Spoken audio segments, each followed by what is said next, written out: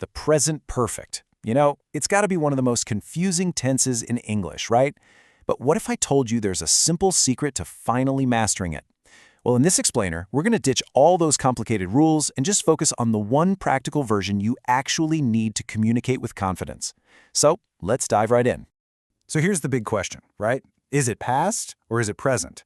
I mean, the name itself is kind of confusing, and honestly, this is exactly where most people get stuck. But don't you worry, because we're about to clear this up for good. Yeah? Sound familiar?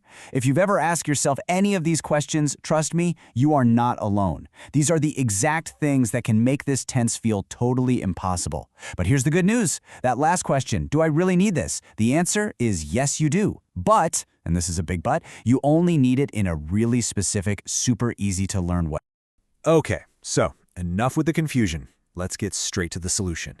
We are going to totally ditch the complicated grammar books for a minute and focus on one simple rule. And this rule, it works in pretty much every real-world situation you're ever going to face. Seriously, just forget about the 100 different exceptions you might find in some dusty textbook. To speak clearly, to speak confidently, you really only need to get this one core idea down.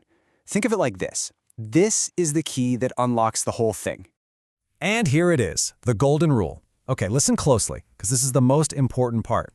We use the present perfect when something that happened in the past has a result or an importance right now. See? The focus isn't on when it happened. It's all about what it means for the present. If you can just remember that, you've honestly won half the battle. So this is basically the choice you have to make every single time. It boils down to one question.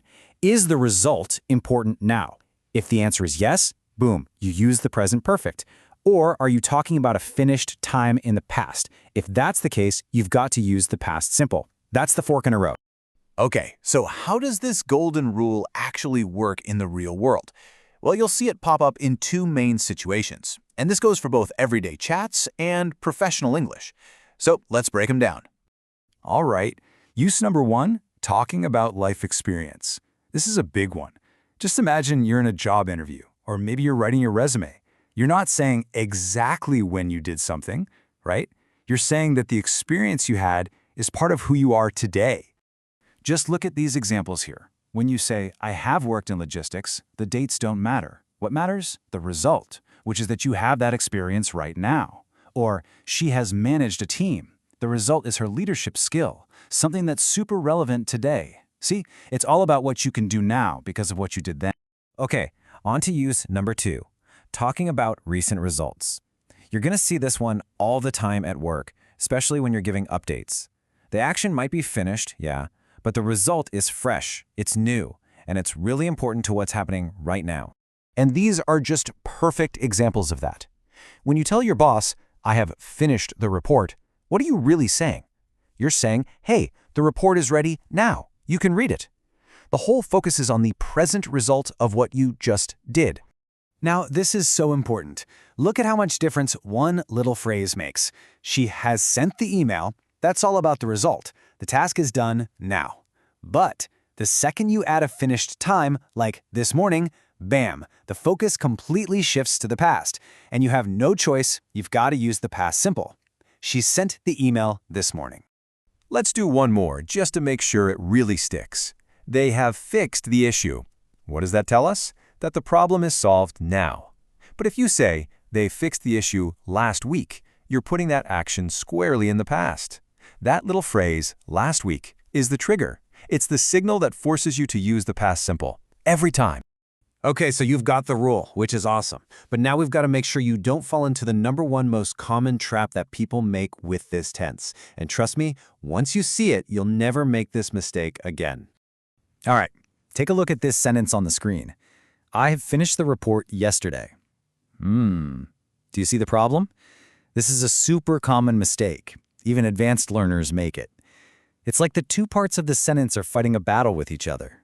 And that's the trap right there. You just can't use the present perfect with a finished time word like yesterday. They're like oil and water, they just don't mix. Why? Because they completely contradict each other. Remember our golden rule? The present perfect is all about the now, the result. Yesterday is all about the then. So look, the choice is actually really simple. If you want to use a word like yesterday, you have to use the past simple. It's a non-negotiable. You have to pick a lane. Either you focus on the present result, I have finished the report, or you focus on the finished time, I finished the report yesterday. You just can't do both in the same sentence. All right, so let's pull all of this together into a simple, practical little toolkit. Something you can use anytime you're not sure which tense to use. This is going to give you that grammar confidence. Here it is, your new 3-step decision process. It's super simple. Step 1. Just ask yourself that one crucial question. Am I talking about the result now or a finished time in the past? Step 2.